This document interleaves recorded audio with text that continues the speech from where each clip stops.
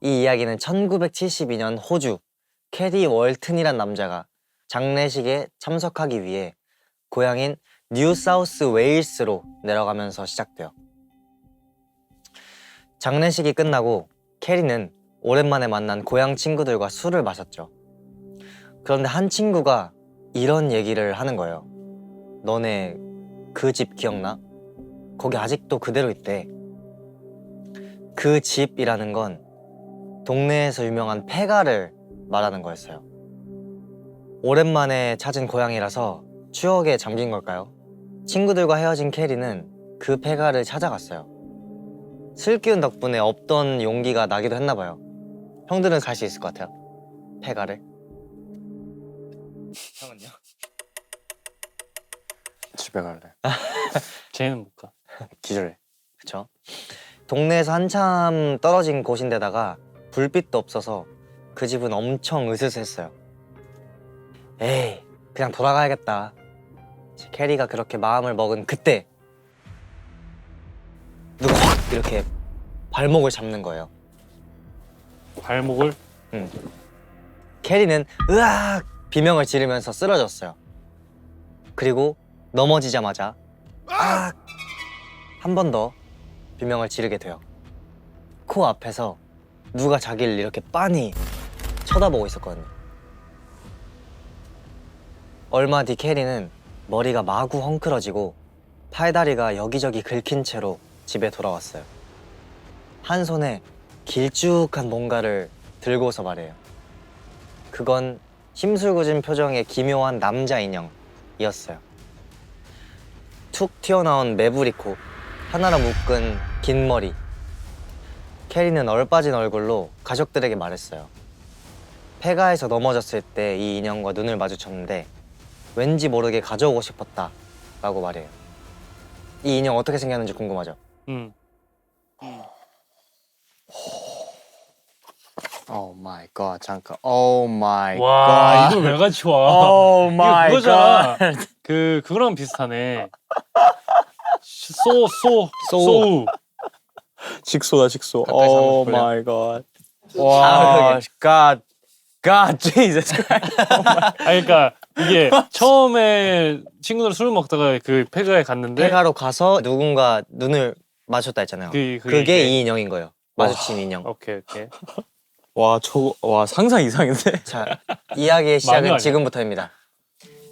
심지어 캐리는 이 인형에게 이름까지 붙여줬어요. 레티라는. 너무 안 어울리는데. 디아블로 이럴 것 같은데 이름이. 이제 브리즈번에 자기 집까지 가져왔어요. 이 레티를. 브리즈번. 오. 그런데 인형과 집에 같이 들어갔더니 캐리가 키우던 개가 인형을 물어 뜯으려고 막 난리를 부려요. 그것도 아주 필사적으로.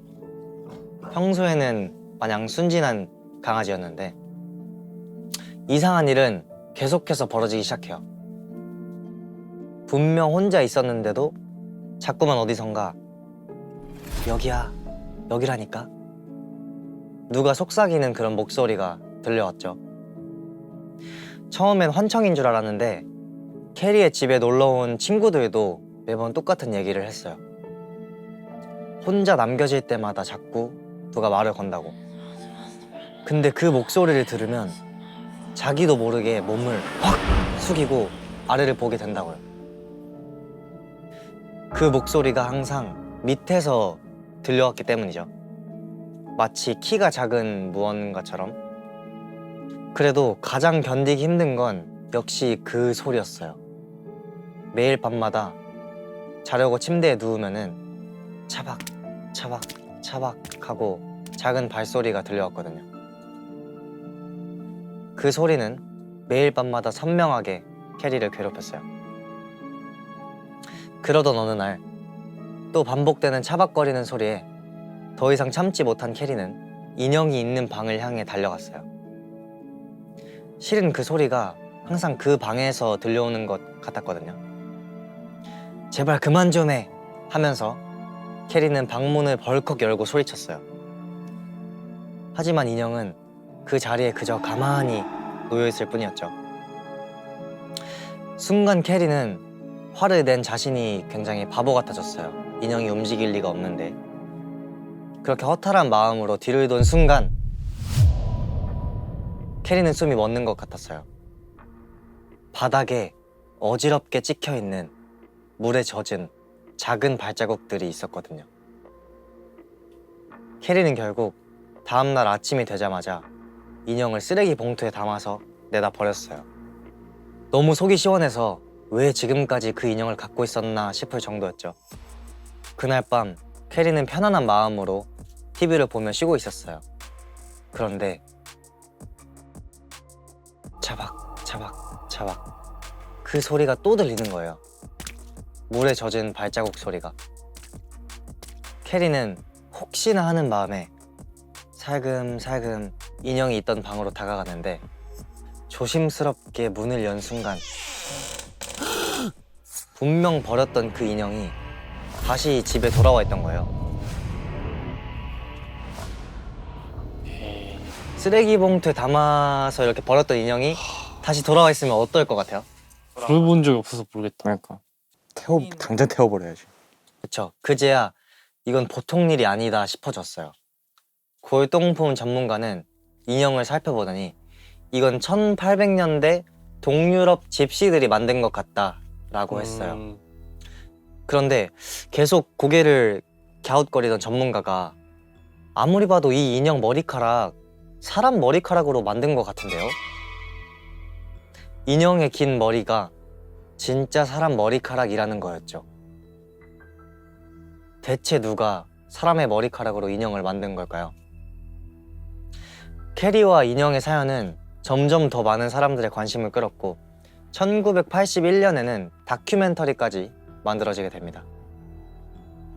다큐멘터리 팀에서 섭외한 심령술사를 통해 캐리는 드디어 이 인형의 비밀을 들을 수 있었어요. 이 인형 속에는 죽은 자의 영혼이 있다고. 그 영혼은 약 200년 전 물에 빠진 집시 아이의 영혼이라고 말이에요. 기억나요? 그 매일 밤마다 들려오던 물에 젖은 발소리? 아, 그래서 물에 젖었다고? 그쵸. 어쩌면 그 인형은 그 익사한 집시 아이가 가장 좋아했던 인형일지도 몰라요. 아니면 그 죽은 아이의 머리카락으로 인형을 만들었을지도 모르죠. 방송 덕분에 캐리의 인형은 큰 화제를 모았지만 대부분의 사람들은 이 이야기를 진짜 믿지는 않았어요. 결국 1994년 답답해진 캐리가 또 한 번 인형과 방송에 나오기로 했죠. 그런데 녹화를 하면 할수록 캐리는 불쾌해져요. 캐리가 무슨 말을 할 때마다 제작진은 피식피식 웃으면서 자기들끼리 눈빛을 주고받았거든요. 그들은 캐리의 말을 믿지 않을 뿐만 아니라 비웃고 있었던 거죠. 그래도 인터뷰를 화를 꾹 참고 계속 이어가던 와중에 어디선가 비명이 들려왔어요. 조명도 막 정신없이 깜빡이더니 파팍 소리가 나면서 전구가 다 깨지고 난리가 나요. 깜짝 놀란 제작진이 허둥대는 동안 캐리는 느꼈죠. 그들의 비웃음에 화가 난 건 자신뿐만이 아니었다고. 이 장면은 호주 전역에 고스란히 방송됐고 캐리의 인형은 호주에서 가장 섬뜩한 인형이라는 별명을 얻게 되었다고 해요. 세월이 흘러 지금 그 인형은 어떻게 됐을까요? 뭐 봉인됐겠지 어디 어딘가. 보관하고 있나? 어디 박물관에서 태웠다. 봉인해놨겠지. 정말 놀랍게도 캐리의 인형은 여전히 캐리의 가족과 함께 지내고 있다고 합니다. 지금도 인형을 방에 두고 문을 잠그면 어느샌가 잠금은 풀리고 문이 열려 있다고도 해요. 그래도 캐리의 가족은 절대 인형을 버리지 않을 거라고 했습니다. 또 자기를 버리려고 한다면 그 인형은 아마 그 사실을 절대 잊지 않을 테니까요. 네, 제 이야기는 여기까지입니다. 이 이야기는 지금으로부터 약 200년 전 태국의 프라카농이라는 작은 마을에서 있었던 얘기야. 그날은 안개가 짙게 깔린 새벽이었어. 마을 부둣가에 사람들이 발을 동동 구르며 누군가를 기다리고 있었어. 전쟁에 끌려갔던 남자들이 돌아오는 날이었거든. 잠시 후 안개 속에서 배 한 척이 천천히 모습을 드러내기 시작했어. 누군가의 아들, 남편, 그리고 아버지. 지옥 같던 전쟁에서 살아 돌아온 사람들이었지. 그 중에는 막이라는 남자도 있었어. 아들아, 여보. 여기저기 눈물의 재회가 이어졌는데 막을 반기는 사람이 아무도 없었던 거야. 아, 저 집에 먼저 가보겠습니다. 아내가 안 보여서요. 근데 아무도 대답을 안 해. 평소와 달랐던 거지, 확연히. 서둘러 집으로 가는 막의 등 뒤로 대답 대신 무거운 침묵만 흐르고 있었어. 집이 보이자 막은 울컥한 기분이 들었어. 1년 전 전쟁터로 나갈 때 아내는 곧 출산을 앞두고 있었거든. 아, 그럼 애기가. 반드시 아내와 아이 곁으로 살아서 내가 돌아가겠다. 그 생각에 버틴 거지. 현관문을 벌컥 열었어. 여보, 나왔어. 아기를 등에 업은 나크가 되게 놀라서 돌아봤어. 두 사람이 서로를 끌어안고 얼마나 울었는지를 모르겠어. 아기도 엄마 아빠가 재회하는 걸 아는지 기특하게 울지도 않고 되게 순했어. 그런데 끔찍한 전쟁을 겪어서였을까? 그날부터 막은 매일 악몽을 꿨어. 어딘가 먼 곳에서 들리는 찢어질 듯한 울음소리. 굳어서 움직이지 않는 몸 위로 아주 차갑고 축축한 손이 발목부터 얼굴까지 천천히 훑고 올라갔어. 막은 매번 식은땀에 젖어 눈을 떴어. 그때마다 나크가 옆에서 조용히 남편을 쓰다듬고 있었어. 근데 이상하게 날이 밝아도 불쾌한 기분이 사라지질 않는 거야. 막은 괜히 밖으로 나가고 싶었어. 그래서 친구 파차라의 집으로 향했지. 거기 마당에서 파파야 나무를 손질하고 있던 파차라가 보였어. 오랜만이다 진짜. 잘 지냈냐? 근데 파차라는 반가워하는 막을 보면서 그냥 고개만 끄덕였어. 예전처럼 반가워하지도 않고 뭐 그냥 이렇게 대답이 짧았어. 근데 잠시 뒤 아이를 업은 나크가 뒤따라 들어왔을 때 분위기가 더 싸해진 거야. 대놓고 눈도 안 마주치고 말도 안 섞고 딱 누군가가 거슬리는 사람처럼. 내가 없는 동안 파차라랑 무슨 일 있었나? 답답함은 집에 돌아가는 길 내내 풀리지 않았어. 그때 나크가 갑자기 울음을 터뜨렸어. 당신이 없는 동안 사람들이 얼마나 괴롭혔는지 아냐면서.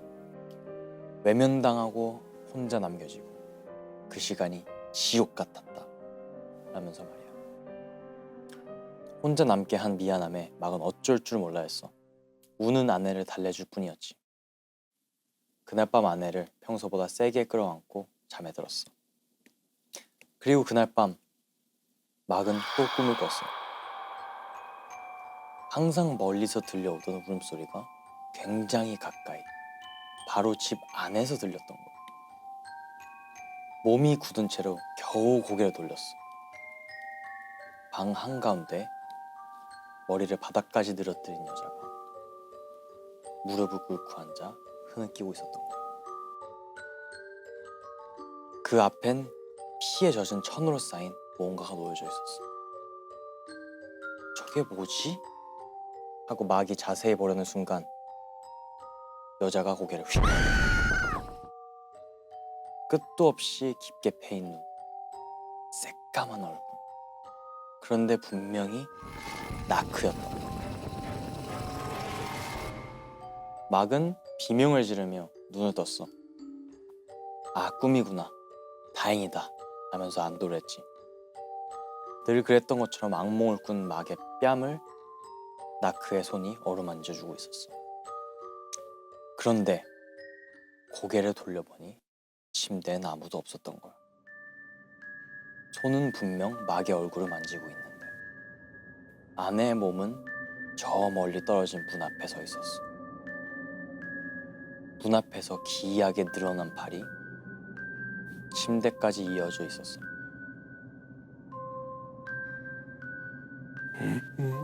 그 손이 막의 얼굴을 쓰다듬고 있었던 거지.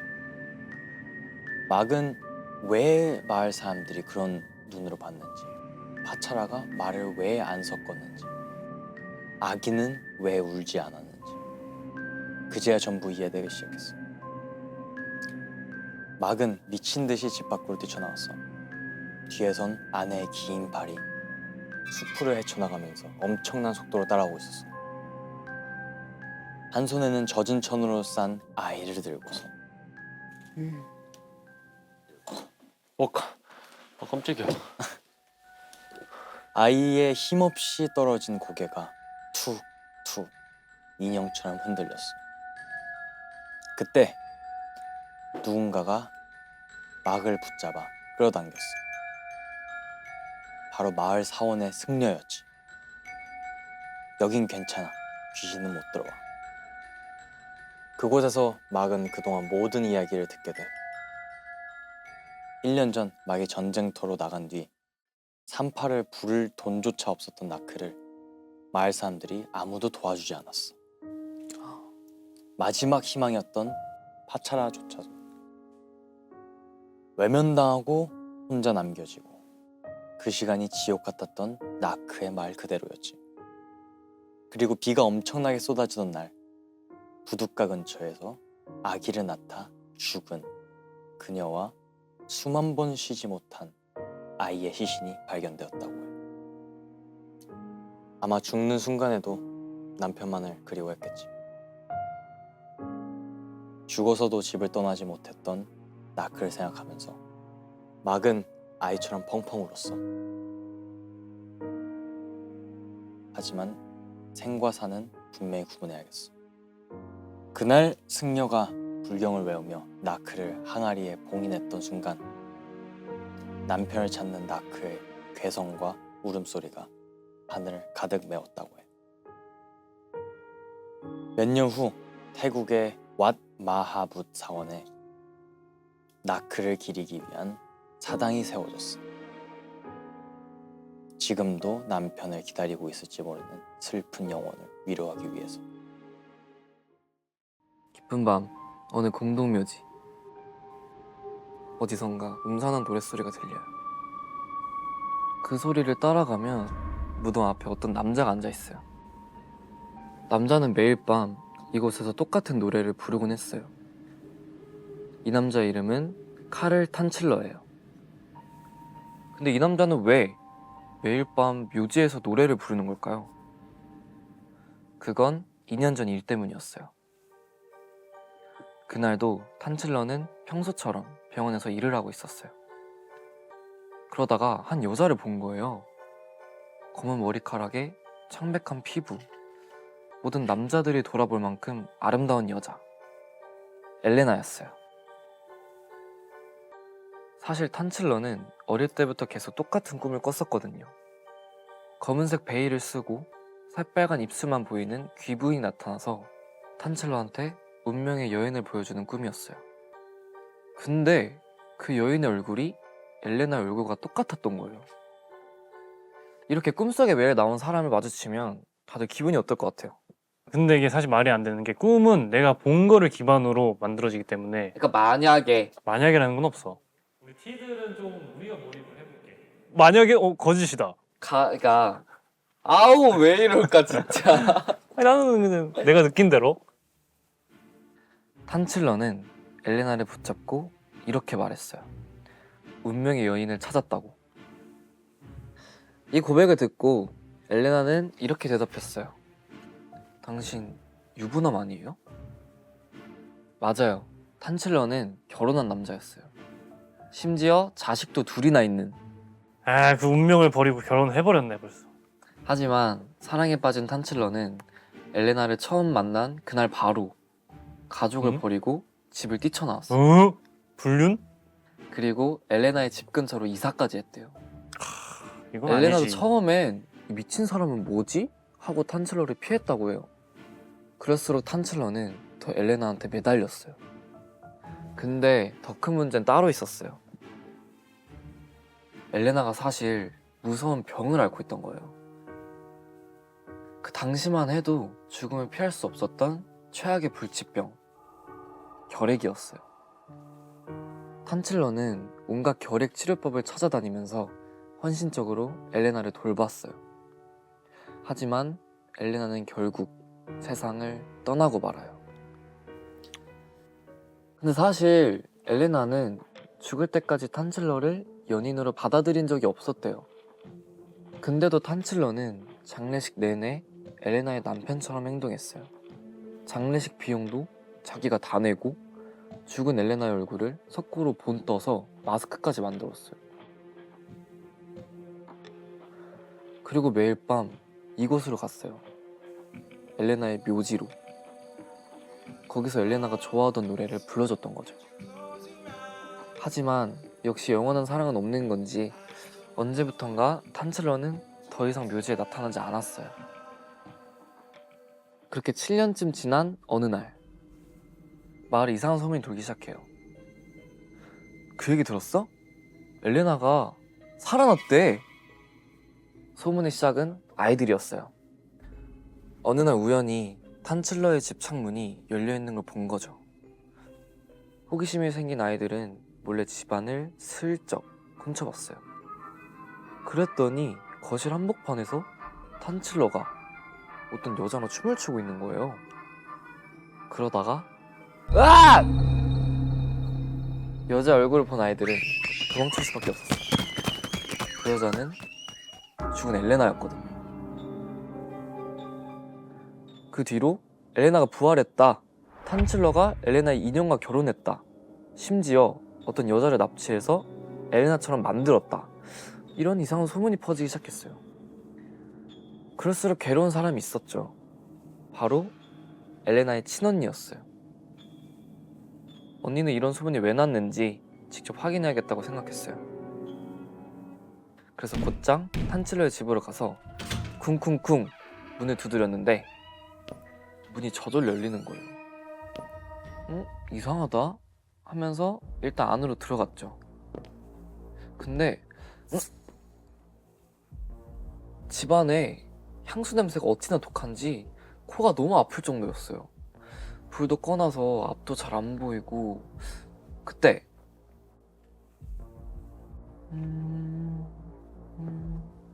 어디선가 이런 노랫소리가 들리는 거예요. 이게 무슨 소리지? 언니는 한 발짝, 두 발짝 그 소리를 따라갔어요. 그러자 문이 살짝 열려있는 방이 보이는데 그 안에서 엘레나의 웃음소리가 들리는 거예요. 언니는 깜짝 놀라서 문을 확 열었어요. 아! 비명을 또 질렀어요. 엘레나가 진짜 거기에 있었거든요. 그런데 살아있는 엘레나가 아니라 죽은 엘레나의 시체였어요. 사실 그 웃음소리는 탄칠러가 낸 소리였어요. 침대에서 엘레나의 시체를 껴안고 엘레나의 흉내를 내면서 혼자 얘기하고 있었거든요. 엘레나가 죽고 2년쯤 지났을 때 탄칠러가 무덤을 파헤쳤던 거예요. 엘레나의 시체를 꺼내려고. 그렇게 엘레나를 데려온 탄칠러는 시체에서 썩은 피부를 긁어내고 왁스로 새 피부를 만들어줬어요. 눈알도 유리눈으로 바꾸고 검은 가발도 씌워주고 마지막으로 얼굴에는 직접 화장을 해줬어요. 그리고 매일 밤 엘레나의 시체와 같은 침대에 눕고 마주 앉아서 밥도 먹고 같이 춤을 췄던 거예요. 무려 7년이나. 도저히 미치지 않고선 할 수 없는 일이잖아요. 탄칠러는 즉시 경찰에게 붙잡혔어요. 맨 처음 받은 조사는 정신감정이었어요. 그런데 정말 충격적인 결과가 나와요. 탄칠러의 정신 상태는 완벽한 정상. 탄칠러는 하나도 미치지 않았던 거예요. 오히려 눈을 똑바로 뜨면서 이렇게 말했다고 해요. 엘레나가 나한테 꺼내달라고 했어. 난 그런 엘레나를 사랑한 죄밖에 없어. 그 뒤로 이 사건은 어떻게 됐을까요? 탄칠러는 공소시효 만료로 풀려났어요. 그리고 혼자 지내다가 1952년 75세 나이로 사망해요. 그리고 탄칠러의 시신을 수습하기 위해서 탄칠러의 집에 들어간 사람들은 온몸에 털이 바짝 곤두서는 경험을 해요. 사람들이 소름 돋은 이유가 뭘 것 같아요? 엘레나의 시신이 다 썩어 있었다. 엘레나 무덤으로 같이 들어갔다. 왜냐면 죽은 탄칠러가 혼자가 아니었기 때문이에요. 응? 옆에는 사람만한 인형이 누워 있었대요. 엘레나의 가면을 쓴 채로. 탄칠러의 사랑은, 아니 집착은 죽을 때까지도 멈추지 않았던 거예요. 네, 제 얘기는 여기까지입니다. 때는 1897년 1월 50대 여자 한 명이 며칠째 집 밖으로 나오지 않고 있었어. 그 여자의 이름은 메리. 메리. 네, 메리입니다. 메리는 캄캄한 집안에서 하루 종일 사진만 이렇게 쓰담고 있었어. 사진 속 딸은 이제 다시는 볼 수 없고 만질 수도 없었지. 메리의 딸 조나는 며칠 전에 죽었거든. 결혼하고 고작 3개월 만이었어. 조나의 장례식 날, 딸은 평온한 얼굴로 관에 누워 있었어. 벨벳으로 된 녹색 하이넥 드레스에 목에는 스카프까지 단정하게 두르고 마치 그냥 잠든 것처럼 말이야. 이미 세상을 떠난 조나의 옆에서 조나의 남편인 에드워드는 무너져가고 있었어. 에드워드는 사람들의 부축 없이는 서 있지도 못할 정도였대.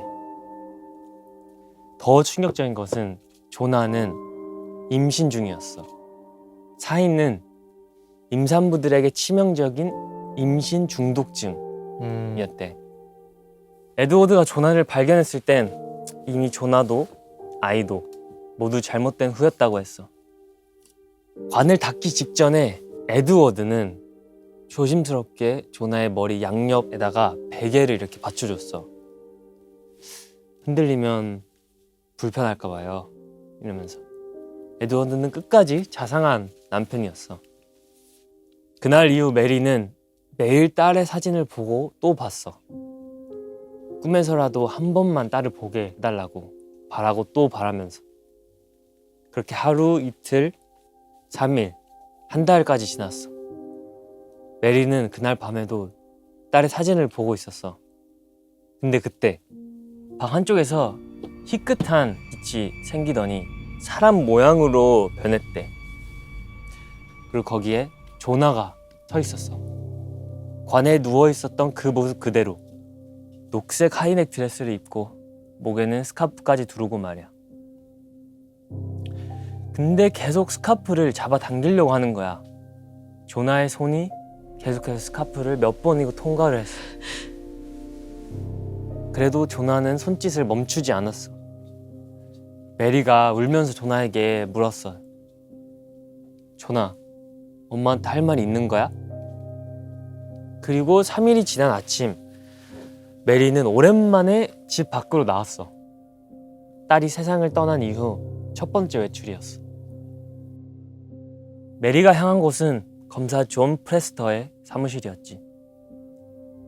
검사를 만난 메리가 말했어. 내 딸은 아파서 죽은 게 아니에요. 내 딸은 살해당한 거예요. 라고 말이야. 그 사실을 알려준 건 바로 죽은 조나의 영혼이라고 했어. 근데 만약에 너가 그 검사야. 그 말을 들었을 때 검사라면 어땠을까? 정신병 걸렸다 하겠죠. 힘드니까. 정의 말대로 검사는 그냥 어이없어 했어. 그냥 피식 웃었대. 메리를 보고. 부인, 그 딸을 잃은 건 너무 안타깝지만 그런 식으로 얘기하시면 너무 곤란합니다. 이런 식으로 딱 봐도 정신 나간 사람 취급을 했대. 유령이 나타났다고요? 그 유령이 자기가 살해당한 거라고 했다고요?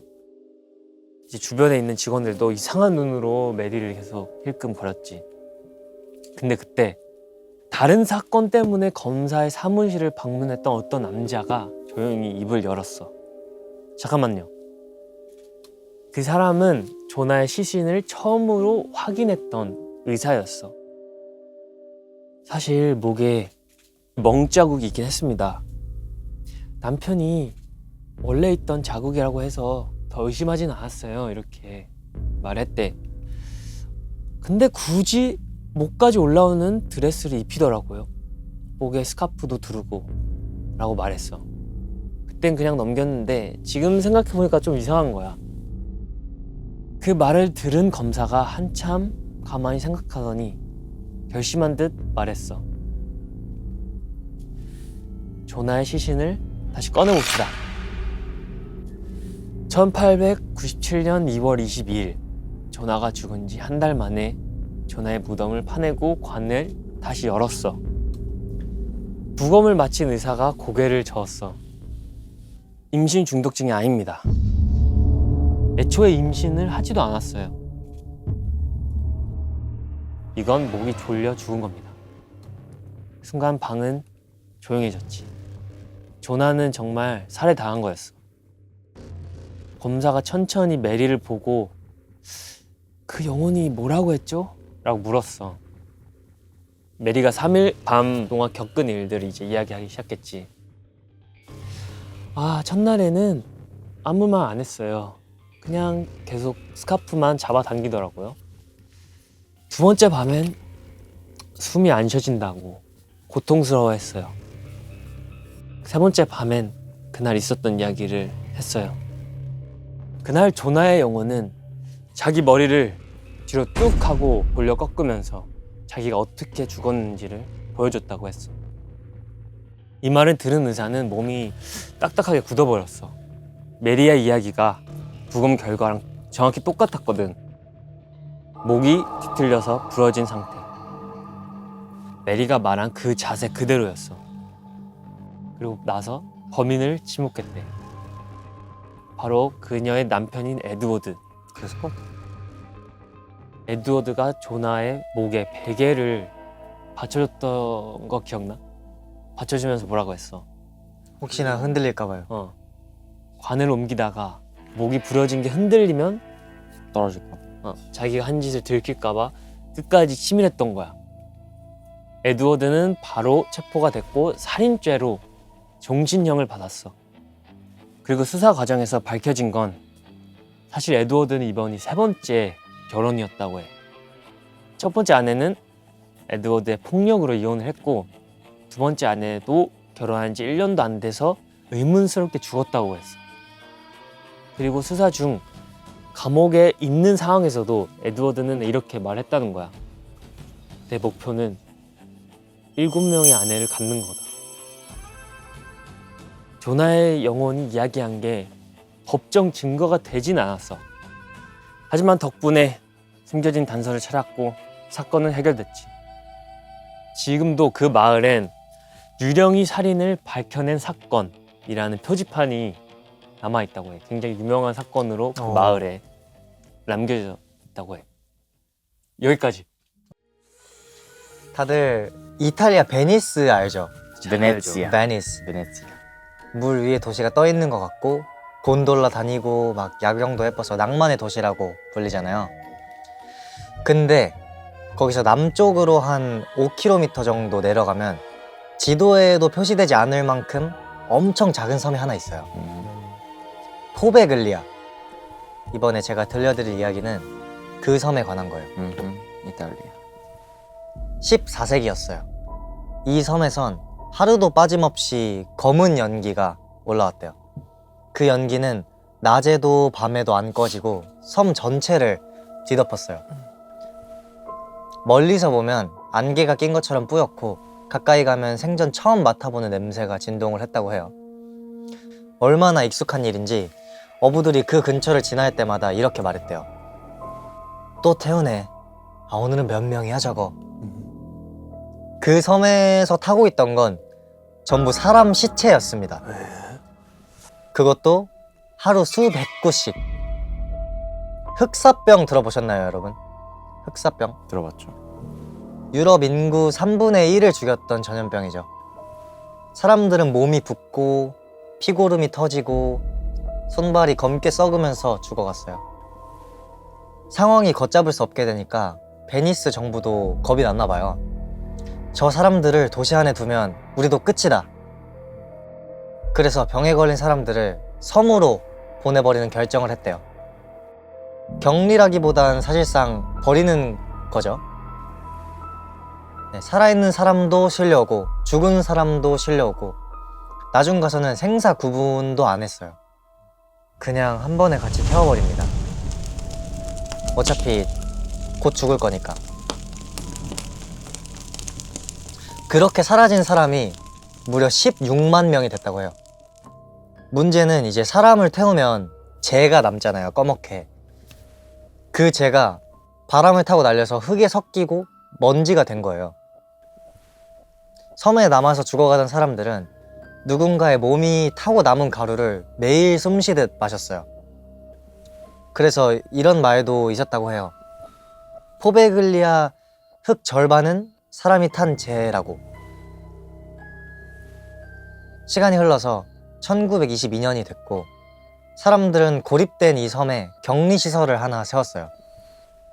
이번에는 정신병원이었어요. 그리고 이 정신병원에서 아주 기묘한 치료가 시작돼요.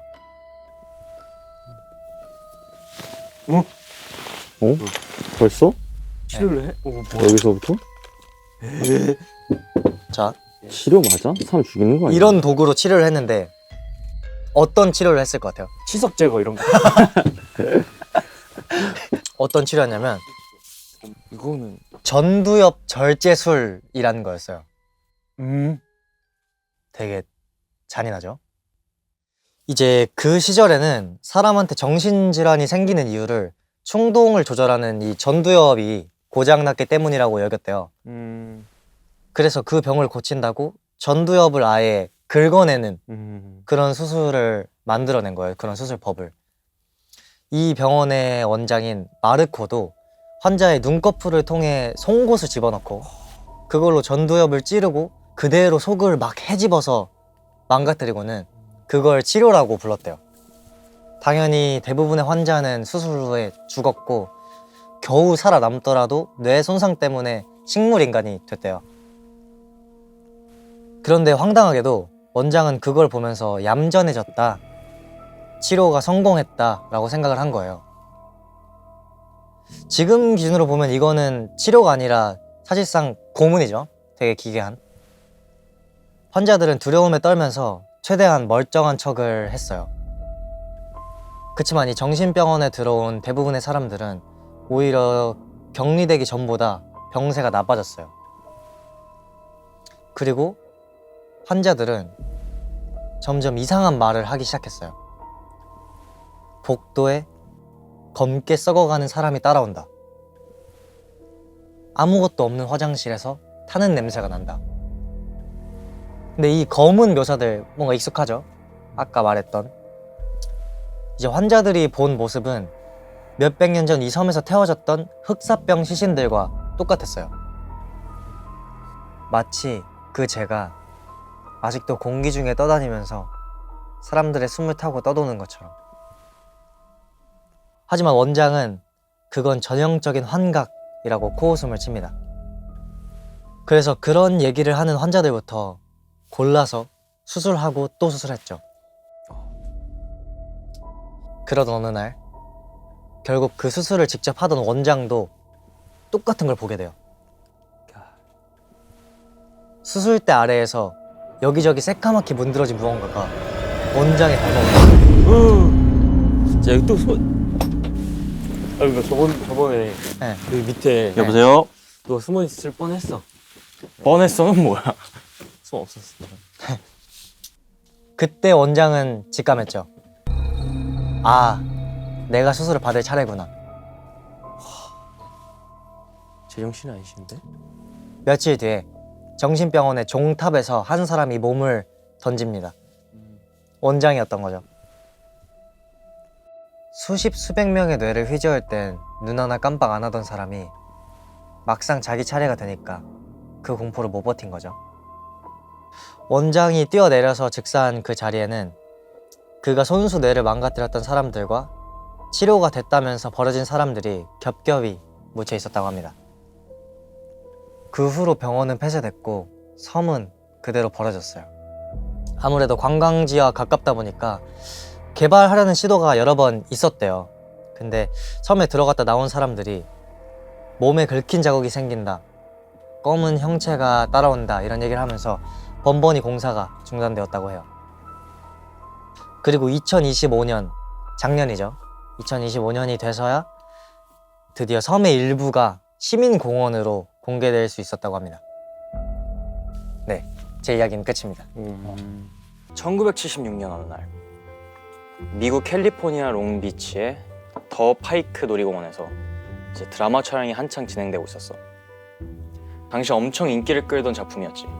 ABC 방송국의 600만 불의 사나이, 드라마 소품팀에서 일하던 벨라라는 여자가 있었어. 이 여자가 촬영 현장을 돌아다니면서 엄청 불안에 떨고 있었어. 당장 드라마 촬영에 써야 할 마네킹 소품에 문제가 생긴 거야. 얼른 새 마네킹을 구하지 않으면 촬영 자체가 밀릴 상황이었어. 와 딜레이. 이거 벌써 무서워. 소름이다 소름. 이제 드라마의 인기를 생각하면 진짜 엄청난 사고였어. 그렇게 발을 동동 구르던 벨라한테 놀이공원 측에서 무전이 들어온 거야. 지금 당장 빌려줄 마네킹이 하나 있긴 한데 유령의 집 맨 끝에 있어. 그거라도 괜찮았겠어요? 약간 괜찮았겠어요? 네. 거짓 냄새가 나는데요. 그러니까 지금부터 시작입니다. 벨라는 선뜻 알겠다는 말이 나오지 않았어. 예전에 그 유령의 집에서 아주 이상한 일을 겪었었거든. 그때 벨라는 친구들이랑 같이 출구를 찾아 헤매고 있었는데 어둠 속에서 뭔가 끼익 하는 소리가 들리는 거야. 벨라는 멈춰서서 주변을 둘러봤지만 아무것도 보이지 않았어. 그러다 다시 몇 발짝 옮기려 하는 그 순간 끼익 하면서 다시 소리가 나. 벨라는 그때 이건 유령의 집의 효과음이 아닌데 하는 굉장히 소름 끼치는 생각을 하게 돼. 다시 한번 끼익 하면서 소리가 멈추지 않고 계속 이어졌어. 마치 머리 위에서 무언가가 삐걱거리면서 흔들리는 느낌이라고 할까? 너무 무서워진 벨라는 그 자리에 쭈그려 앉았어. 두 팔로 머리를 감싸며 굉장히 무서워했는데 친구들이 야, 너 왜 그래? 이게 무섭냐? 하면서 벨라를 붙들고 흔들었어. 유령 모형들이 무서워서 그런 줄 알았던 거야. 심지어 아무 소리도 듣지 못했대. 너무 무서워진 벨라는 친구들을 붙잡고 얼른 유령의 집에서 빠져나가려고 했는데 자꾸 머리 위에서 들리는 소름 끼치는 소리 때문에 결국 뒤를 돌아봤대. 바람도 불지 않는데 거기에는 마네킹이 하나 밧줄에 매달려서 흔들리고 있었던 거야. 흔들릴 때마다 그 기분 나쁜 킥킥 하는 소리가 벨라에게서 들려오는 기분이었지. 게다가 뭔가 그 마네킹이랑 진짜 눈이 마주친 것 같은 기분이 계속 드는 거야. 너무 무서운데 벨라는 이상하게 시선을 뗄 수가 없었어. 그러다 갑자기 이 눈에 초점이 없어 쟤. 뭐 어딜 본 거야? 마네킹이 벨라를 응시하는 거야. 벨라는 막 비명을 지르며 유령의 집을 뛰쳐나왔고 이후 그 놀이공원 유령의 집에는 다시는 얼씬도 하지 않았대. 하지만 지금 1976년 벨라는 다시 그 유령의 집 안으로 들어가야만 해. 중요한 촬영을 소품 하나 때문에 망칠 순 없으니까. 겁이 나는 걸 꾹 참고 직원이 말한 맨 끝까지 들어갔는데 마네킹의 얼굴을 본 벨라는 다시 기겁을 하게 돼. 예전에 봤던 그 마네킹인 거야. 벨라는 소름 끼쳐 차마 건들지 못하고 있었지만 촬영팀에서 재촉하는 무전이 계속 들려왔어. 벨라는 어쩔 수 없이 눈을 질끔 감고 그 마네킹을 품에 안았어. 막상 들어보니까 굉장히 낡은 게 느껴졌어. 귀도 없고 손가락도 몇 개 없고 잘못했다가는 진짜 부서질 것 같아서 조심조심 옮겼다고 해. 끼익 하면서 예전에 들었던 소리가 계속 들리는 거야. 애써 무시한 채 열심히 출구를 찾아갔는데 이번에는 끼익 소리가 너무 가까이 들려. 순간 품을 들여다본 벨라는 깜짝 놀라서 마네킹을 떨어뜨렸어. 분명 축 늘어져 있던 마네킹의 고개가 정확히 벨라를 올려보고 있었거든. 마네킹에서 팔이 떨어져 나오는 바람에 벨라는 무서운 와중에도 팔을 다시 끼워보려고 했어. 근데 아무리 봐도 이음새가 없는 거야. 좀 이상하잖아. 몸통 안쪽을 다시 살펴보는데 하얀 뼈가 있었어. 진짜 사람입니다. 그제야 벨라는 깨달았어. 자기가 들고 있던 건 마네킹이 아니라 진짜 사람의 시체였던 거야. 놀이공원은 발칵 뒤집혔어. 모두가 마네킹인 줄 알았던 그 시신은 무려 4년 동안 유령의 집에 걸려 있었대.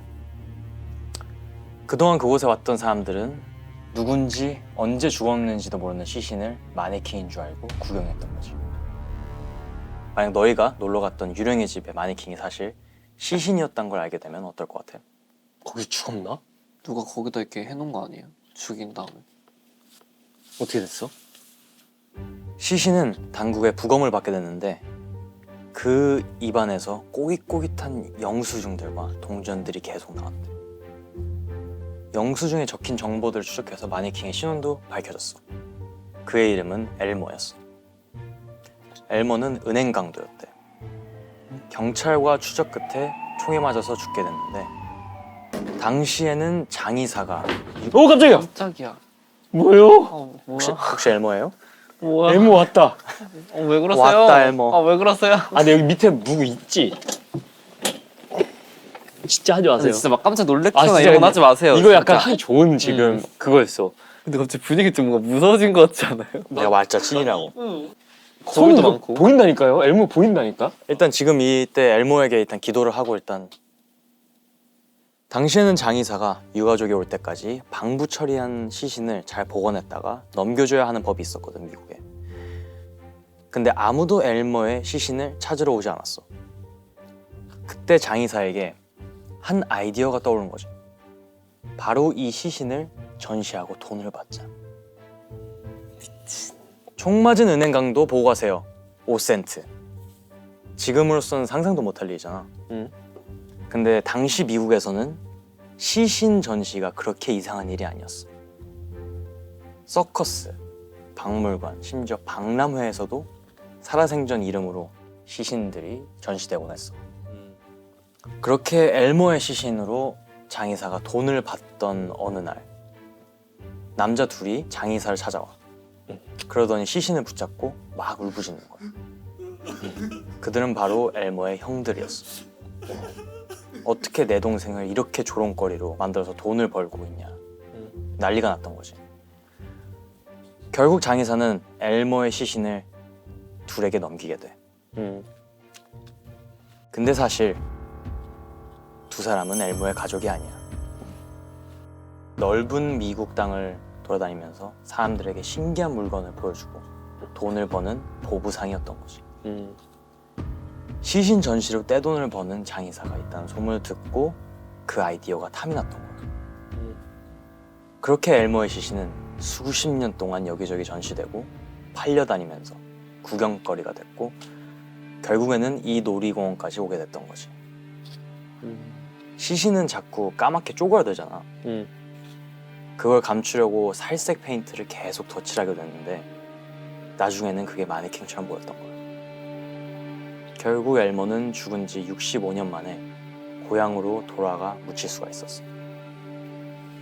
다행히 드라마 촬영도 끝났고 이제 종영도 했지만 벨라는 아직도 마치 나를 발견해달라는 듯 오래된 관절이 삐걱대는 소리가 들리는 것 같아.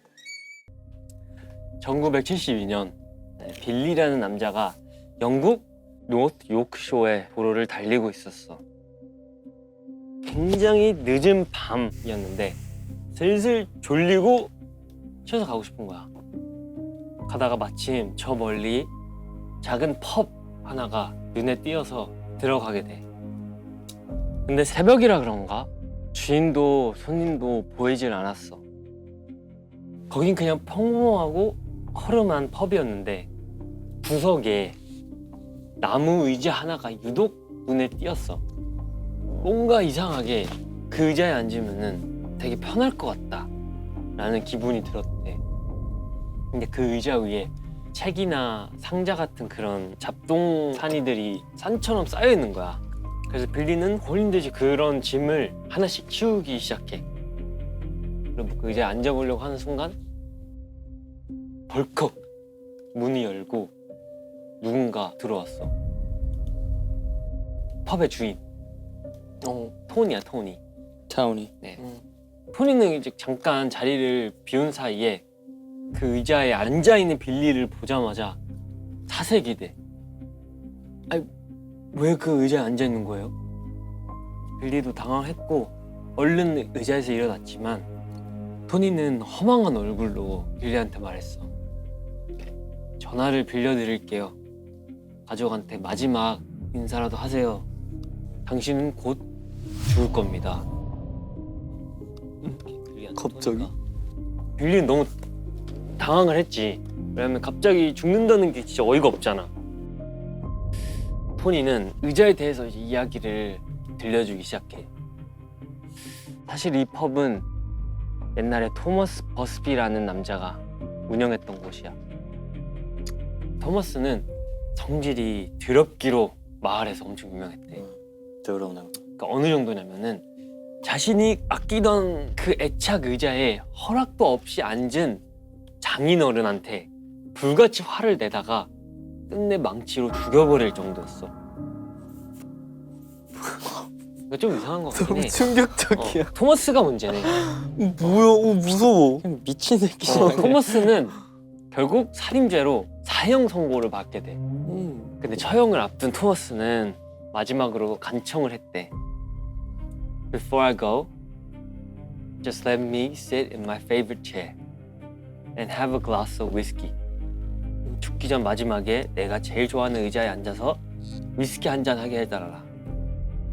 당시의 사형수들은 이제 마지막 소원을 들어주는 그런 관습이 있거든. 그래서 교도관들도 결국 그 요구를 들어주려고 해. 이제 사형 집행 직전 자신의 애착 의자에 앉은 토마스는 위스키를 막 엄청 마시더니 갑자기 눈이 뒤집혀서 날뛰기 시작했대. 이 의자는 내 거야. 아무도 앉지 마. 앉은 놈들은 내가 다 죽여버릴 거야. 난동을 부리던 토마스는 결국 그 자리에서 총살을 당해. 늘어진 토마스의 시신에서 의자 팔걸이로 뚝뚝 피가 흘러내렸지. 토마스의 시신은 마을 앞 사거리에 보란듯이 매달아 놨대. 근데 이상한 게 있어. 토마스의 시신의 고개가 계속해서 자신의 집을 향하고 있었다는 거야. 마치 죽어서도 의자의 저주를 거는 것처럼. 아버지와 남편이 모두 그 의자에서 죽자 토마스의 아내는 도저히 그 의자를 집안에 둘 수 없다. 얼마나 소름 끼치겠어. 결국 그 의자는 집이 아닌 토마스의 펍에 놓이게 됐지. 그리고 기묘한 죽음이 시작돼. 1894년 의자에 앉아서 쉬었던 청소부가 그날 갑자기 죽었고, 에? 2차 세계대전 때 그 의자에 앉았던 모든 군인들이 전쟁에서 돌아오지 못했대. 말도 안 돼. 1967년엔 젊은 연인이, 1970년도에는 인근 공사장 인부가, 그 이후로 더 많은 사람들이 계속해서 죽어나갔대. 토마스의 펍을 토니가 인수받은 이후로도 계속해서 말이야. 사실 빌리는 토니의 말을 믿지 않았어. 그러니까 다들 의자에 앉았다가 펍을 나가서 죽었네요. 그럼 여기 안 나가면 되지 않나? 이렇게 말했지. 뭐야? 근데 말을 마치는 그 순간 현장에 매달려 있던 커다란 샹들리에가 빌리의 머리 위로 내리꽂혔어. 결국 빌리마저 죽은 거야. 와, 이거 진짜 소름인데?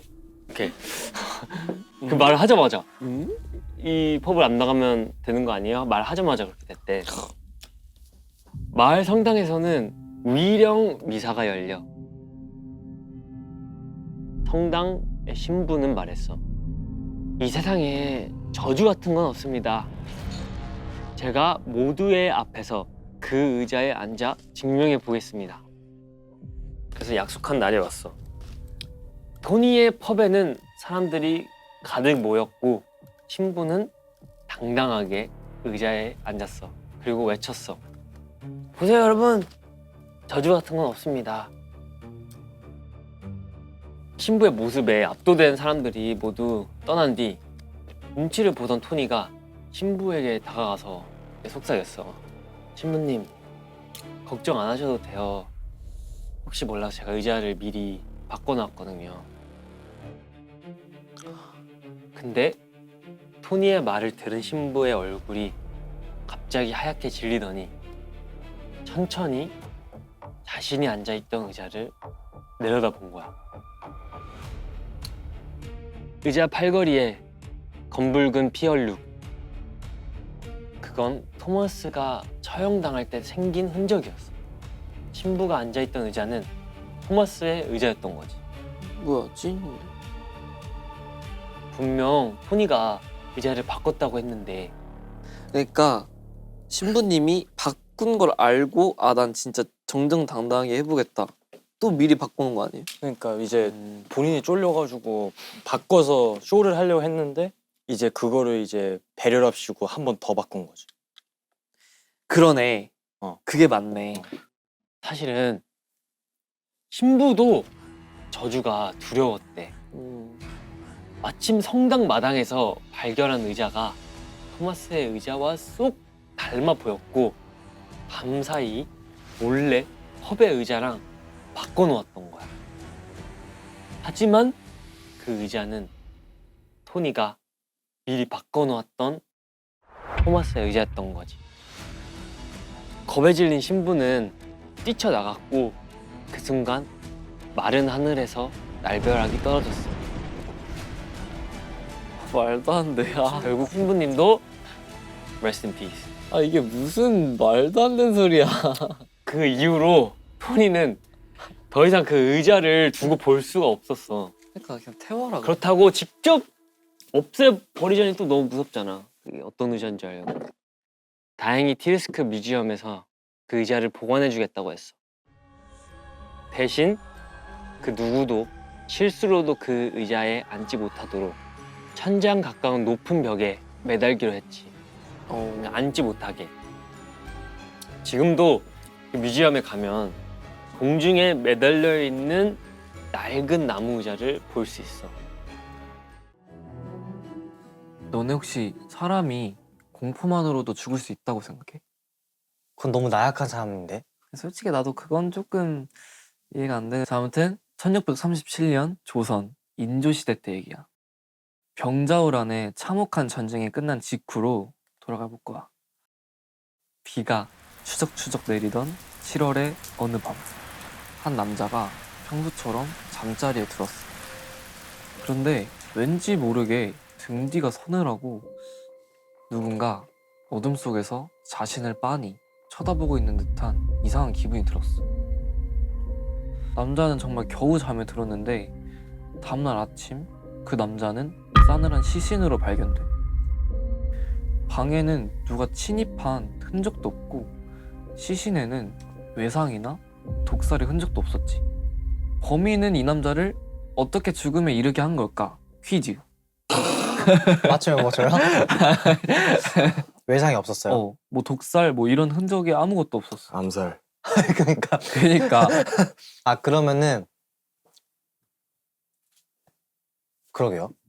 진짜 이상하지. 그런데 죽은 남자의 표정이 극도로 겁에 질린 채 굳어 있었어. 눈조차 감지 못한 채로. 근데 이렇게 죽어나간 사람이 한둘이 아니었다는 거야.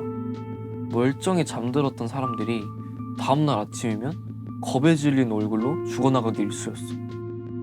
사람들은 치밀하게 계획된 연쇄살인이라고 생각을 했지. 포도청에서는 꽤 열심히 수사를 벌였지만 범인의 흔적은 단 하나도 찾지 못했어. 그런데 이웃들이 하나같이 같은 말을 하는 거야. 사람들이 죽기 전날 밤 정체 모를 기괴한 소리를 들었다고.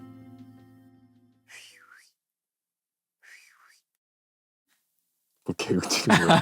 뭐 하는 거예요? 아 진짜 뭔가 이런 뭔가 휘휘 뭐 이런 소리가 들렸대. 바람 소리. 이게 뭔가 비바람을 뚫고 들려오는 좀 기분 나쁜 웃음소리 같기도 했고, 누군가 귓가에 뭔가 자꾸 막 휘휘 하면서 입김을 불어넣는 소리 같기도 했대. 이게 도성을 지키는 병졸들도 밤만 되면 공포에 떨기 시작했어. 소리가 들리면 바로 나타난다던데? 애끼, 도성을 지키는 우리가 겁이 나면 되겠어? 그때였어.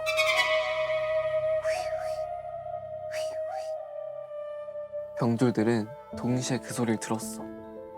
소리를 확인하기 위해 횃불을 들어 올리자 휘휘 소리가 반대편 담장에서 곧장 울려 퍼졌어. 얼른 담장으로 뛰어가니 이번엔 저쪽 기와지붕에서 들리는 듯 하다가 결국엔 또 반대쪽 굴뚝 너머로 사라져버렸어. 정말 귀신이 곡할 노릇이었지. 기묘한 연쇄살인의 공포는 조선 전역으로 퍼져나갔어.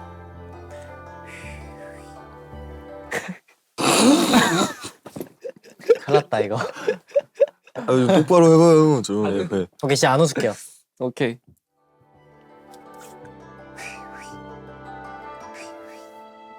소리만 듣고도 그대로 숨을 거두는 사람들이 계속 늘어났어. 그런데 비슷한 시기 전주에서는 또 다른 일들이 벌어져. 정체 모를 무언가가 하늘에서 날아들어 사람들을 낚아채가기 시작한 거야. 마을 사람들이 활로 맞춰 떨어뜨린 그것의 정체는 까치였어. 하지만 평범한 까치가 아니야. 모습은 까치였지만 몸집이 독수리만큼 거대한 말 그대로 괴물새에 가까웠지. 어느 날 다시 휘휘 소리가 들리자 용기를 낸 사람들이 몽둥이를 들고 광장으로 몰려나왔고 머리 위로 날아든 무언가를 힘을 합쳐서 내리쳤대. 툭! 몽둥이에 맞아 땅에 떨어진 건 엄청 커다란 박 하나였어. 박? 박. 하지만 평범해 보였던 그 박은 무슨 쇳덩이 마냥 아무리 때려도 깨지질 않았대. 결국 도끼까지 가져와서 정말 수십 번을 내리친 끝에 쩍 박이 갈라졌어. 그 순간 피비린내가 확 퍼지더니 그 안에서 뒤엉켜 있던 까치 수십 마리가 비틀거리며 한꺼번에 하늘로 솟구쳤어. 사람들은 혼돈에 휩싸였지. 정녕 사람을 죽어나가게 한 그 소리의 정체가 행운의 상징이던 까치였다는 건가 싶어서 말이야. 그리고 이 기괴한 존재를 사람들은 이렇게 부르게 됐어. 휘휘 귀신. 비가 오는 날 밤 회외 귀신이 까치로 둔갑해서 사람들의 길을 빨아먹는다! 이런 소문이 전국으로 퍼져나갔어. 실제로 조선 야사 속담록에도 이런 기록이 남아있어. 인조 15년 7월에 비가 잇따라 내렸다. 서울에 요귀의 변이 있어 밤마다 인가의 소리를 내며 출입하여 사람들이 가위에 눌려 죽는 일이 많았다. 귀신이 휘휘하는 소리를 내고 있으므로 모두 휘휘 귀신이라 하였다. 사람들은 이 휘휘 귀신의 정체를 추측하기 시작했지.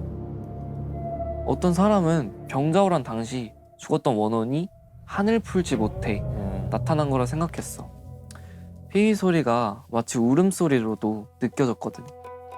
이 소식을 들은 조선의 왕 인조는 사태의 심각성을 느끼고 남한산성으로 향했어. 그곳에 숭열전이라는 사당을 짓고 성대한 위령제를 올렸어. 전쟁 중 비참하게 죽어간 수많은 영혼을 달래기 위해 정성을 다해 제사를 지낸 거야. 신기하게도 위령제가 끝난 후에 더 이상 휘휘 귀신의 피해는 없었대. 혼령들이 위로를 받아 떠난 걸까? 아니면 백성들의 얼어붙은 마음이 그제서야 조금 녹아내린 걸까? 어쩌면 휘의 귀신은 귀신보다 더 무서운 전쟁이 남긴 슬픈 기억의 그림자였을지도 몰라. 내 이야기는 여기까지야. 오늘은 이 재즈 음악의 배경이 된 이야기야. 1919년 낭만적인 재즈의 고장 뉴올리언스의 한 신문사에 편지 한 통이 도착해. 정원 한번 읽어볼래? 오케이. 발신인 엑스맨 내용. 나는 재즈 음악을 사랑한다. 진짜 별거 없지. 네. 그냥 재즈를 많이 좋아하나 보다 싶은 느낌이지만 이 편지가 공개되고 사람들은 경악했어. 왜냐하면 이 편지를 보낸 X는 AXEMAN 도끼를 휘두르는 자 연쇄살인범이었거든. EX가 아니라 X구나. X. 사건은 1918년 5월 23일 새벽에 시작됐어. 식료품점을 운영하던 이탈리아계 이주민 조셉과 아내 캐서린이 집에서 참혹하게 살인된 채 발견됐어. 범행 수법이 정말 잔인해.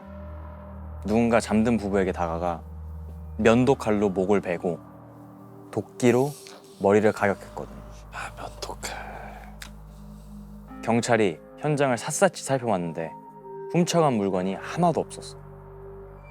그럼 대체 누가 왜 이런 짓을 한 걸까? 그렇게 수사가 미궁으로 빠지는 듯 했어.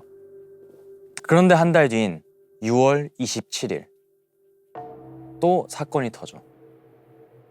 이번엔 루이 베수머라는 식료품점 주인이 타겟이었어. 범인은 집 뒷마당과 연결된 문을 뜯어내고 루이의 집에 들어가서 침대에서 자고 있던 루이와 여자친구를 무차별 공격했지. 여기서 끝이 아니야. 8월 5일에는 임신 8개월의 임산부가 도끼에 가격당했고 불과 5일 뒤엔 한 남자가 습격당해 결국 사망했어. 이게 모두 5월부터 8월까지 단 4개월 만에 벌어진 일이야. 하지만 이 사건들은 모두 범인을 쫓을 단서가 없었지. 그런데 하나 둘 공통점이 드러났어. 첫째, 피해자는 모두 이탈리아계 식료품점 주인이다. 둘째, 끌이라는 도구로 뒷문이나 창문을 뜯고 들어왔다. 셋째, 범행 도구는 모두 피해자의 집안에 있었던 도끼였다. 넷째, 돈이나 귀중품은 전혀 가져가지 않았다. 범인은 이탈리아계 식료품점 주인에게 무슨 원한이라도 있었던 걸까? 경찰은 피해자들과 원한이 있는 인물을 샅샅이 뒤졌어. 하지만 수사는 이렇다 할 진전이 없었지. 수사 상황이 답답하게 흘러가던 어느 날이었어. 캄캄한 밤, 이탈리아계 이민자였던 찰스의 집에 괴한이 침입을 했어. 찰스는 아내와 딸을 구하기 위해서 필사적으로 맞섰지만 결국 딸 메리가 범인이 휘두른 도끼에 맞아 그 자리에서 숨을 거두고 말았어. 그래도 수사에는 진전이 있었어. 찰스의 아내 로지가 범인의 얼굴을 봤다는 거야. 로지가 지목한 사람은 바로 이웃에 사는 조르다노 부자였어. 그들은 평소에도 찰스와 사이가 좋지 않았대. 사실 조르다노 부자가 범행을 저질렀다는 증거는 없었어. 하지만 배심원들은 로지의 증언을 믿고 조르다노 부자에게 유죄 판결을 내렸지. 조르다노 부자가 감옥에 간 뒤로 사건은 일어나지 않았어. 사람들은 드디어 괴물을 잡았다며 안심했지. 그런데 1년 뒤 뉴올리언스의 한 신문사에 엑스맨의 편지가 도착한 거야. 심지어 그 무렵 조르다노 부자의 무죄도 입증이 됐어. 진짜 엑스맨은 사실 잡히지 않았던 거야. 아까 읽은 편지의 내용은 사실 전문이 아니었어. 전체를 다시 읽어볼까? 오케이. 원본이 있네. 그리고 해석본이야. 그대들은 나를 잡지 못했고 앞으로도 절대 잡지 못할 것이다. 나는 인간이 아니라 가장 뜨거운 지옥에서 온 영혼이자 악마다. 나는 재즈 음악을 매우 사랑한다. 다음 주 화요일 밤 12시 15분 재즈가 울려 펴지는 집은 절대 공격하지 않겠다. 하지만 음악이 들리지 않는 집은 도끼의 맛을 보게 될 거다. 오씨, 뭐야? 음악을 되게 사랑하네. 사람들은 경악을 했어. 다음 범행을 예고하는 선전포고처럼 들렸으니까. 그냥 그거는 컨셉 아닐까? 그 전에도 음악이 안 나와서 죽인 건가? 그랬을 수도 있고. 그리고 범인이 말했던 화요일 밤이 찾아왔어. 뉴올리언스 전역에 재즈가 울려 퍼졌어. 모든 집에서 레코드판이 돌아갔고 클럽에서는 밴드들이 밤새도록 연주를 이어갔어. 엑스맨의 습격을 당하지 않길 바라면서 말이야. 그 이후 한동안 잠잠했던 엑스맨은 몇 차례 습격을 이어가다가 어느 날 완전히 사라졌어. 마치 처음부터 없었던 존재처럼 말이야. 엑스맨이 누군지, 왜 이탈리아계 식료품점 주인들만 노렸는지 끝내 밝혀지지 않았지. 배고팠나? 100년이 지난 지금까지도 이 사건은 미국 역사상 가장 기괴한 미스터리로 남아있어.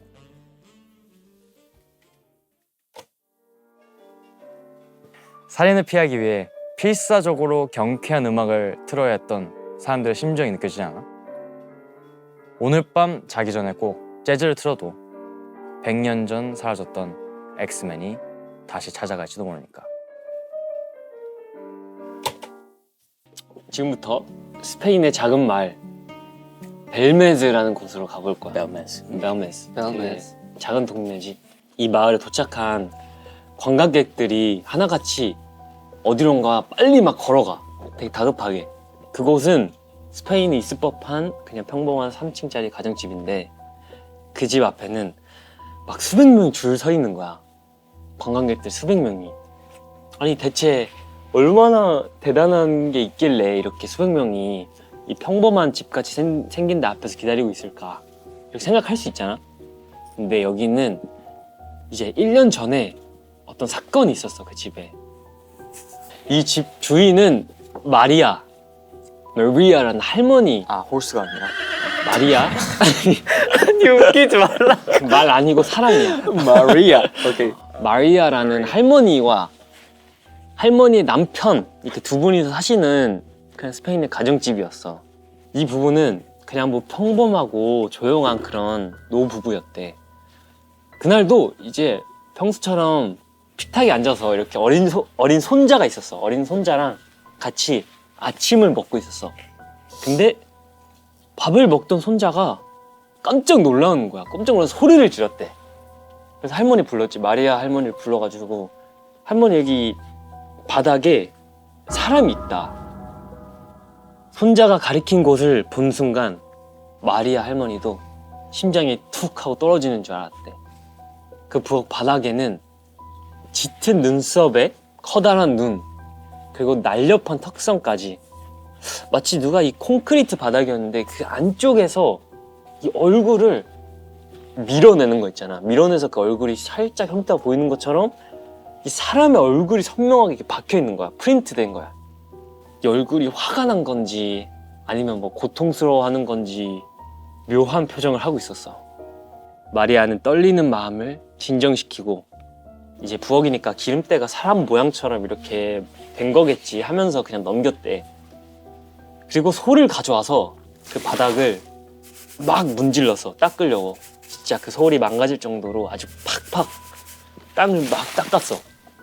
세제를 막 들이붓고 그걸 닦아도 그 얼굴은 꿈쩍을 안 해. 그러다 남편이 참다 못해서 아 이건 진짜 더 이상 안 되겠다. 느낌이 너무 안 좋다. 이 바닥을 그걸 부시자 하고 망치로 이렇게 쾅쾅 부셨대. 바닥에 얼굴이 산산조각이 났어. 그 타일이.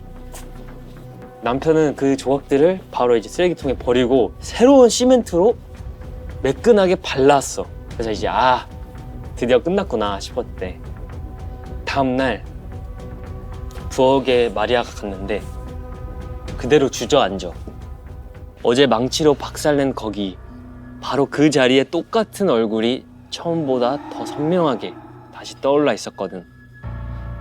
그래서 아무리 부시고 아무리 새로운 시멘트를 발라도 다음 날이면 어김없이 그 얼굴이 다시 올라왔어, 바닥에서. 그래서 내가 그 얼굴을 보여줄게. 이게 이게 바닥에 무늬 얼룩처럼 보이는데 이게 얼굴 같아. 얼굴이야, 누가 봐도.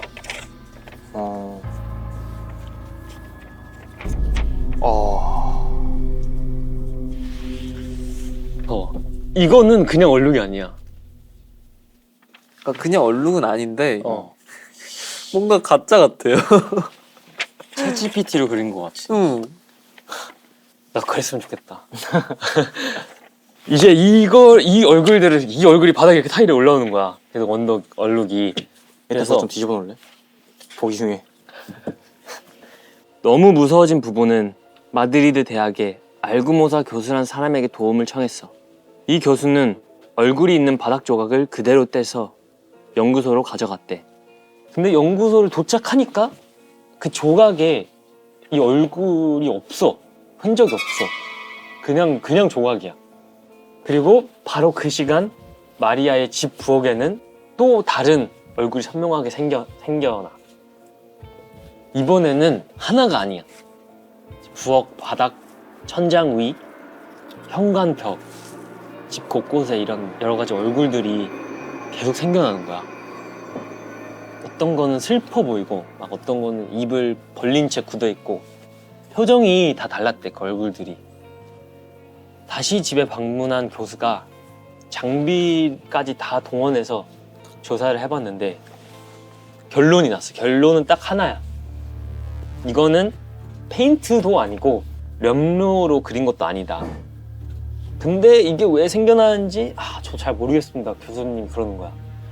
이 얘기를 듣고 마을 사람들은 마리아 부부가 사기치는 거 아니냐 하면서 막 뭐라 했어. 억울한 부부는 원하면 직접 들어와서 이 타일들 봐라, 이 얼굴들 봐라 해서 집을 아예 공개해버렸대. 사람들이 몇 명 들어와가지고 결국 집 부엌까지 들어와서 봤는데 다들 이제 그걸 보고 말을 잃고 이제 멍하니 보면서 눈치만 봤대, 이렇게.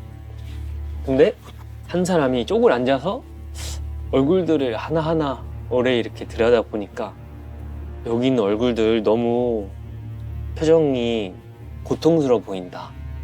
마치 뭔가 할 말을 못하고 있는 사람들 같다. 그 말을 들은 날부터 마리아는 그 얼굴들을 볼 때마다 진짜 그 벽 뒤에 어떤 사람이 갇혀 있는 것 같고 밑에서는 살려달라고 두드리는 것 같고 그래가지고 잠도 제대로 잘 수가 없었대. 이제 마리아가 남편한테 말해. 아무래도 이 바닥 아래에 뭐가 있는 것 같다. 우리 한번 끝까지 땅을 파보자. 그 바닥 밑으로. 인부들을 불러서 며칠 동안 부엌 바닥을 파내려가기 시작했어. 1m, 2m, 3m쯤 됐을 때 쾅 하고 뭐가 걸렸어. 사람 뼈인 거야, 그 밑에. 근데 하나가 아니야. 수백 명의 유골이 부엌 바닥 아래 빽빽하게 묻혀있던 거야. 마리아는 수많은 시신들 위에 살고 있었던 거지. 이 부엌에 대체 무슨 일이 있었나? 왜 이렇게 많은 시신들이 여기 있나? 조사 결과 11세기에 이 지역에서 박해를 받아 순교했던 종교인들이었대. 수많은 유골들이 마리아가 발견해준 덕분에 몇백 명 만에 수습이 됐어. 그리고 그들의 영혼을 달래는 위령 미사를 올리고 장례식까지 다 치러준 다음에 집안에 가득했던 기괴한 얼굴들이 그제서야 서서히 흐려지기 시작했대. 그리고 결국엔 거짓말처럼 전부 자취를 감췄다고 해. 그렇게 세월이 많이 지나고 2004년 마리아는 병을 앓다가 세상을 떠나. 2004년에. 근데 마리아가 죽고 며칠 뒤에 그 집 벽에 또 다른 얼룩이 생기기 시작해. 조금씩 그 얼룩이 커지고 짙어지더니 어느 순간 또 다른 얼굴이 됐어. 근데 그 얼룩이 누구일 것 같아? 누굴 닮았을 것 같아? 말이야. 그렇겠지. 이 전개대로. 며칠 전 돌아가신 엄마 마리아의 얼굴이었어. 그로부터 22년이 지난 지금 이 순간에도 그 집 벽에는 마리아의 얼굴이 남아져 있대.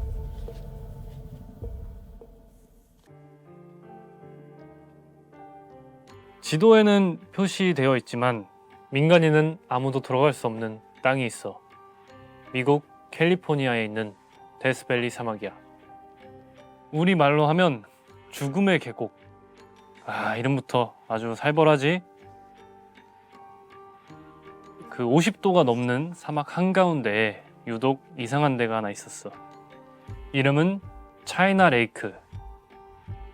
크기도 정말 큰데 서울 면적의 7배 정도? 이곳엔 중무장한 보안팀이 24시간 순찰을 돌아. 하늘엔 열 감지 드론이 떠 있고 땅 밑엔 침입자를 찾아내는 진동 감지 센서까지 깔려 있어. 이게 단순히 사막이 위험해서일까? 사실 이곳은 미 해군 기지야. 공식적으로는 말이지. 여기에선 말이야, 밤마다 알 수 없는 불빛이 보이고 알 수 없는 진동이 느껴진대. 외계인을 고문한다. 비밀 신무기를 만든다. 이런저런 소문이 끊이질 않는 곳이지. 이 기지가 세워지게 된 계기는 꽤 확실한 기록으로 남아있어. 예전에 이 땅에 들어갔던 남자가 있었대. 이름은 브루스 러셀, 은퇴한 의사였어.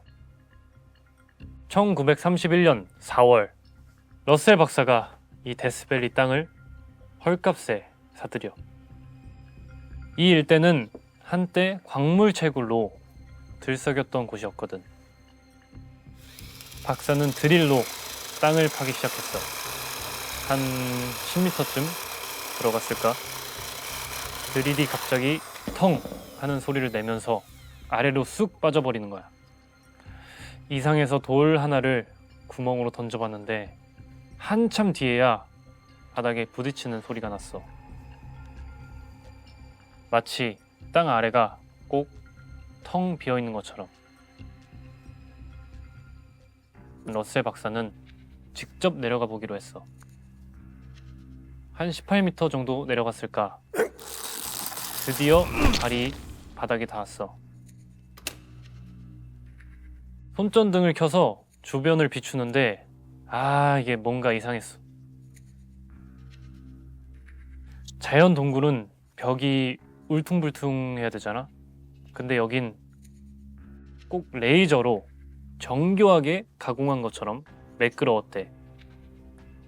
박사는 홀린 듯이 지하를 살펴보기 시작했어. 미로 같은 통로가 끝도 없이 이어졌어. 그러다 어떤 방 같은 곳에 들어갔는데 거긴 무려 10,000년 전 멸종된 매머드와 고대 동물인 검치호랑이의 뼈가 산더미처럼 쌓여 있었어. 화석이 아니라 진짜 뼈 말이야. 박사는 계속해서 지하를 탐험했어. 이번엔 광장 같은 곳으로 들어섰는데 너무 놀라 그 자리에 얼어붙어 버렸어. 박사가 놀란 이유를 예상을 해본다면? 시체 아니에요? 시체? 아니야. 시체가 아니 그래. 사람의 뼈 오, 이런 거? 해골. 해골. 비슷해. 광장 테두리를 따라서 키가 거의 3m나 되는 거대한 미라들이 줄지어 서 있었어. 박사를 딱 내려다보면서 말이야.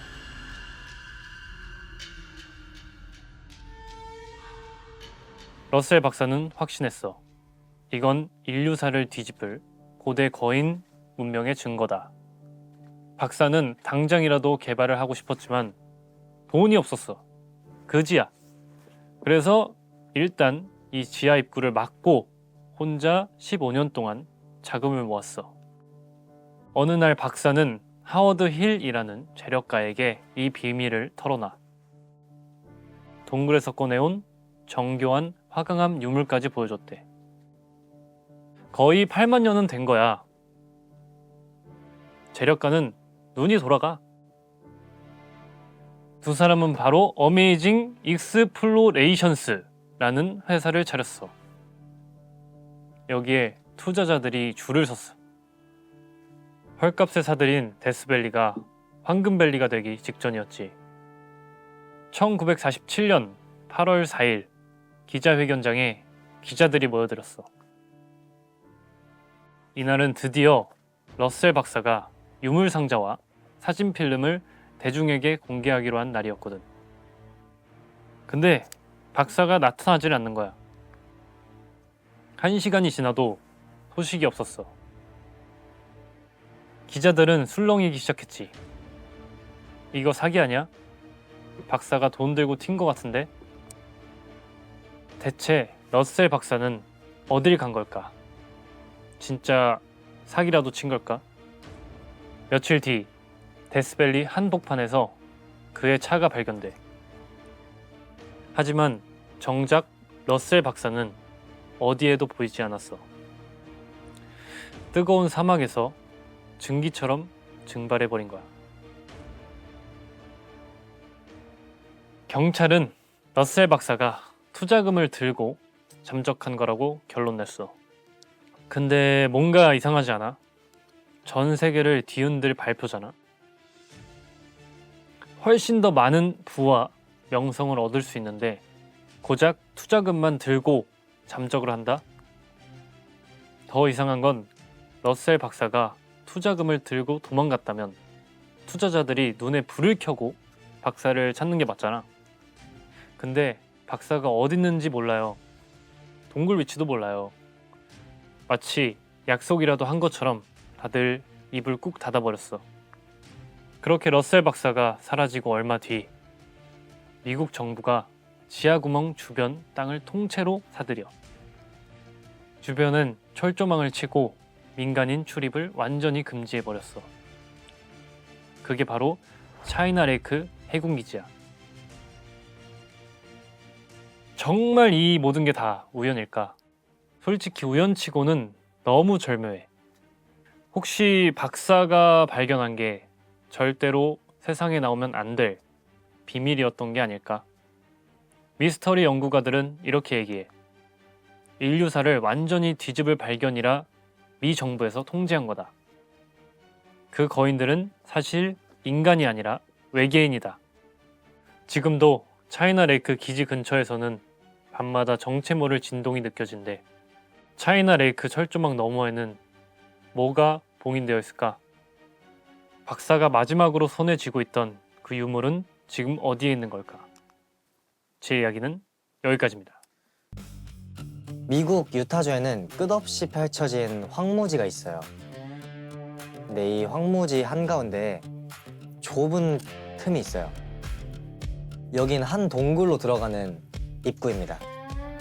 이 동굴은 1960년대에 처음 발견되자마자 동굴 탐사를 사랑하는 일명 케이버들에게 주목을 받았어요.